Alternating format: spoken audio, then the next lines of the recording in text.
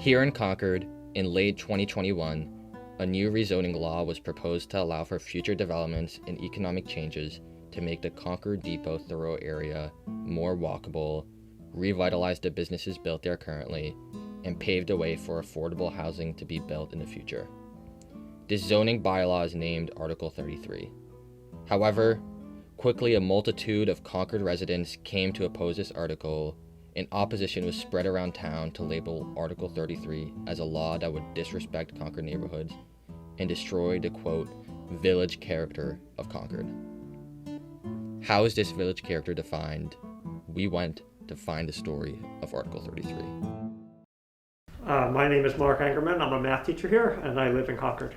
Concord's a wonderful town with great resources. We have a brand new library. We've got among the best public schools in the state. Great place to live, but it's exceptionally expensive. It's very difficult it's out of reach for many families to come into this, to find housing in this community. And so by having higher density housing, it makes it better and easier for people with various income levels to move into Concord and be part of the community. So to me, that's a big plus. I think there's a lot of research showing that access to affluent communities for less than affluent people can be a great means of social mobility. My name is Linda Hosfeld, and I have grown up in Concord. My parents moved here in, I think, 1947, 1948. It was part of the GI Bill, so my father was able to buy the house without any down payment on Riverdale Road. Across the street was something completely different. I think there might have even been a car dealership. I'm not exactly sure what was there. And I saw that change from one thing to a Stop and Shop bought it, and they paved that whole area, and buildings were put up.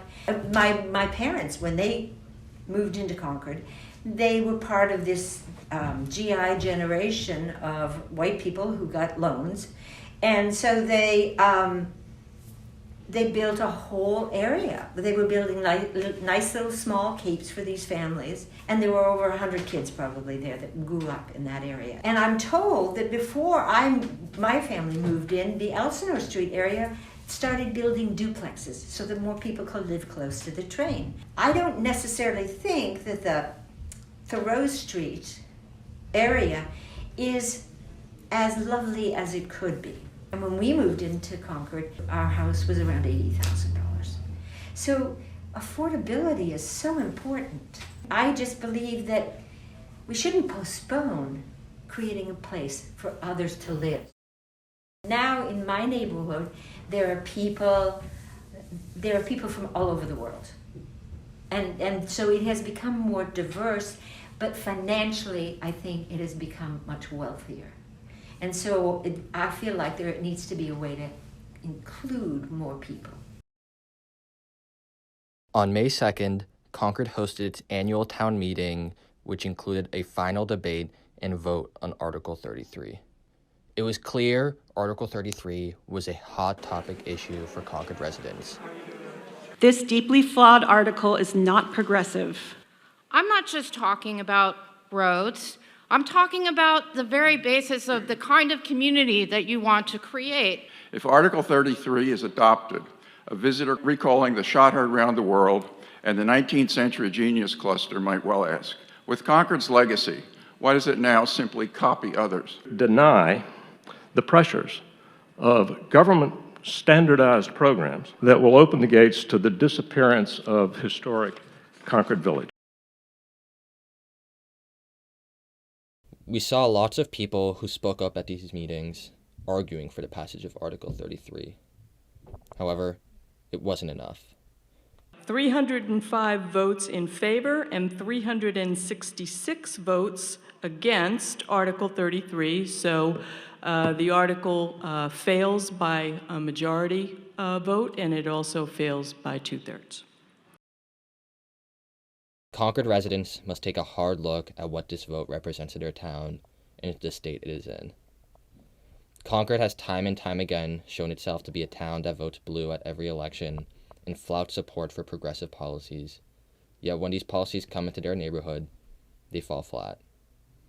How does a town where at every corner you can find a Black Lives Matter sign fail to live up to their values? I think people are always afraid of change. Always afraid of change. I think people want a lot of control over the changes that happen. I think that the people in my neighborhood would like to see a smaller change than a larger change. They would like to see fewer people than more people. And I don't think they're consciously saying keep them out. Although there are probably people who find ways to argue so they don't have to say that. We need to keep in our hearts people who have nowhere to live.